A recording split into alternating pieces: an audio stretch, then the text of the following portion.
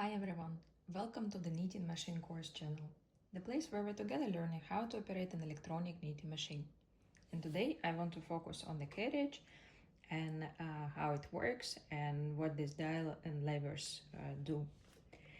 And to begin with, let's first of all look at the back side of the carriage. And to do this, we need to move this release lever to the right, put the carriage up and slide it out of the rail on the edge. So the knitting process is the interaction of the needles and the carriage, and you can see that here there are all the guides and all the pathways in which needles will be pushed through, and that's what carriage is doing when you're moving it along the bed. So now I will put it back.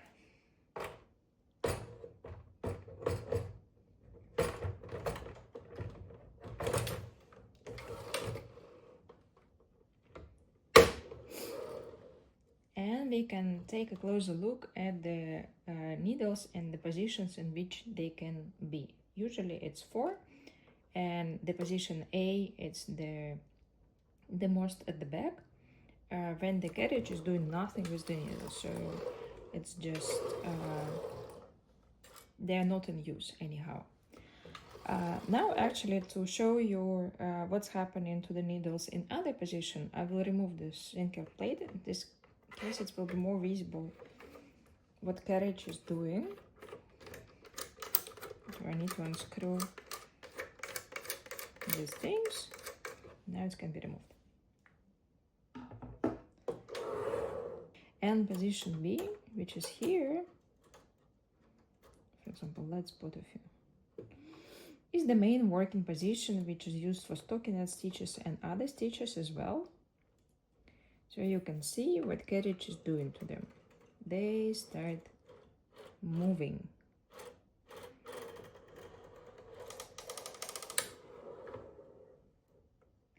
If we move the needles in position C, it's also working position, but only for stockinette.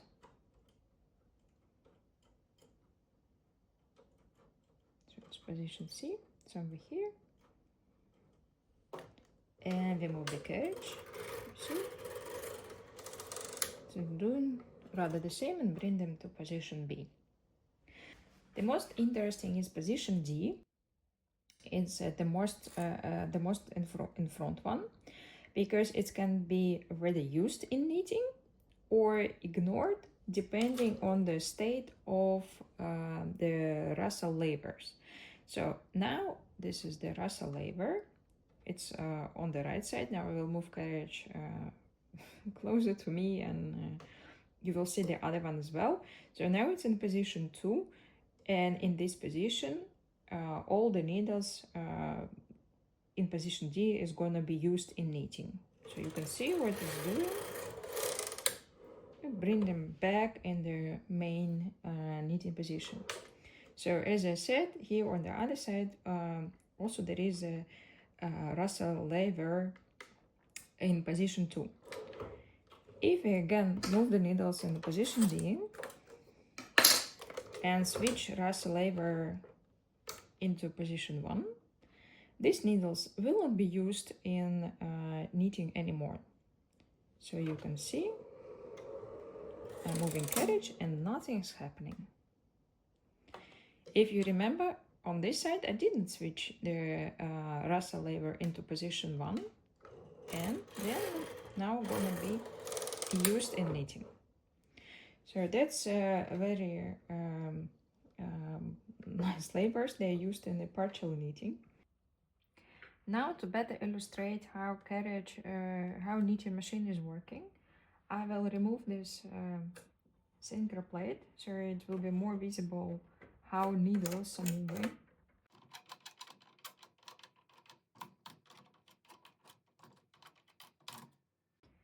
So now you will see how the needles start moving, right?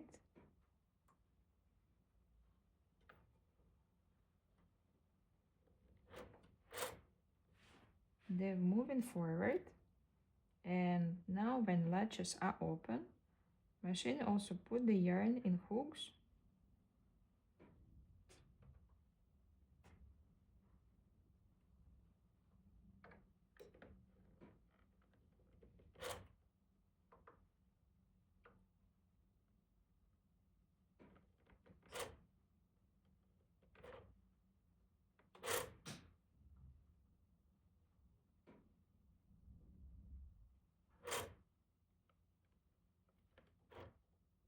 And here stitches already started to be made.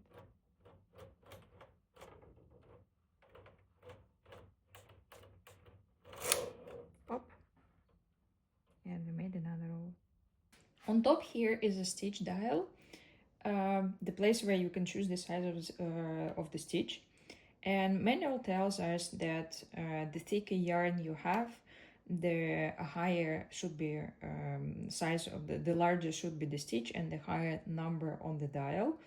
So you see here this mark. So now 6 is chosen, so we can rotate and select 8, for example. And the thinner the yarn, the tighter, the smaller the tighter knitting should be, the smaller size of the stitch, and there's a smaller number on this dial. So I want to demonstrate you my test where I used the medium size, medium thick yarn. It's 500 meters per 100 grams. To investigate how the size of stitch actually impact the final result and the fabric. Each of them has the same number of rows and the same number of needles used to make them. The only difference is the size of the stitch, which I set on the carriage. So here it's 4, 5, 6, and 7.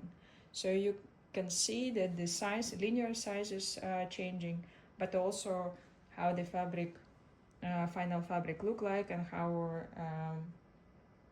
loops look like. I'll place it a bit closer. So this is the smallest stitch size.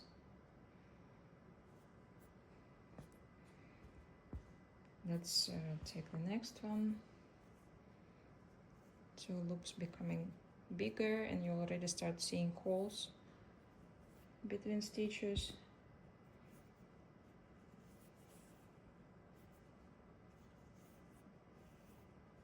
For me personally, this size of stitches is the best one because the fabric feels very good, very flat and not very thick, and also not with such a big holes as here. So here's already much more elastic fabric. You can see through very well.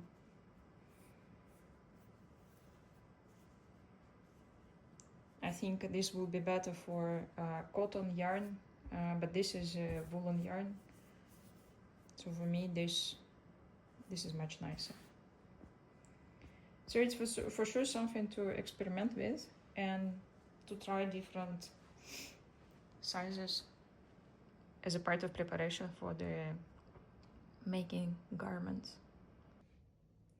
This CAN lever allow you to choose the program and the type of stitch which will be made by this carriage.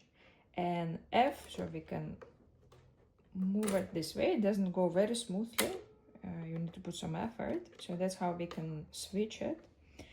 And F stands for Fair Isle, when you want to do stitching with 2 colors. L stands for punch lace, W is for waving, S is for slip, and J is for double jacquard. O stand is for stockinette stitch. C is for circular knitting and E is for English rib, and these 2 programs used only with a ribber, and T is for tuck stitch. Now I will place back this plate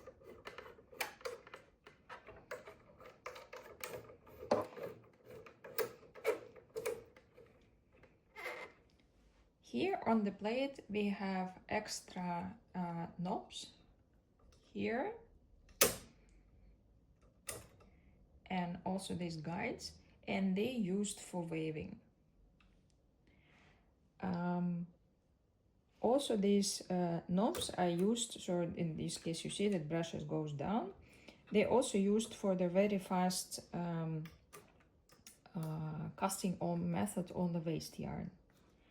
Here is the yarn guide, so we can place the yarn this way and close the guide.